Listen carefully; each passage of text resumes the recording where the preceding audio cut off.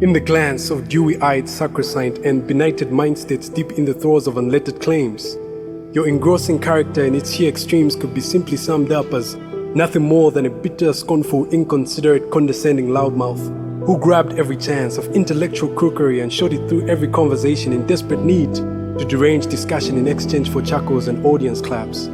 A drunk, a cood with heavy bloodshot eyes and cigarette smoke ballooning over thick air rising off the incinerated carcass of an impious, sacrificial lump. But such can only be said by those who have never bothered to lose a few notes in exchange for a chance to walk in your shoes through the pages you left on our shelves, bestowed with a unique mastery over the English language and the power of irony. Your savage, cutthroat, combative style of discourse single-handedly opened up one of the most significant conversations in my mind. And like lost innocence, my credulity could no longer be worn with the same level of an awareness. And in a space dominated by the cheap bluff of superstition and religious intolerance, coupled with the passivity of sinister virgin minds that held place by handcuffing skepticism and interrogations as tools for blasphemy, you fearlessly opened a debate that struck many as fiercely acrimonious. Because you always left venomous, ignorant mullahs and fraudulent apologists trying to pass off ancient fables through the guise of rationality in dirt and dust, and you did it with so much wit, literate sophistication and humor. I mean, you made a day of it. In a society of overblown gentleness and overrated kindness and a numbing politeness, you wreaked havoc and beat many out of their shallow modesty and indifference that gave beliefs and opinions an undeserved level of respect and an ill-advised right not to be evaluated.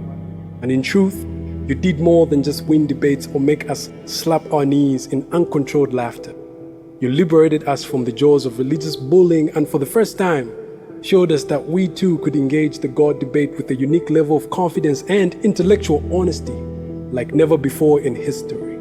You had your flaws, and like many great minds before you, you were a victim of your time. But with a pile of books you left us, starting from all the points you left hanging, we shall continue the conversation from where you left off.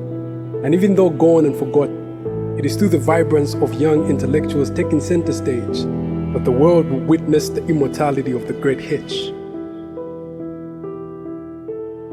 We have the consolations of humor and irony, and we have a better tradition than they do. It goes back to Democritus and Epicurus and Lucretius, and it goes through Galileo and Newton and Spinoza and Voltaire and Thomas Jefferson and Thomas Paine and Albert Einstein. We have a tradition that by all means understands about the transcendent, about the awe-inspiring. We have the Hubble telescope.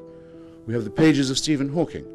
We have the extraordinary ethical scientism of Albert Einstein. We have nothing to be ashamed of. We have something really nutritious, the beauties of science and reason and the consolations of philosophy to offer people, and we're expected to be impressed by those who talk about the burning bush.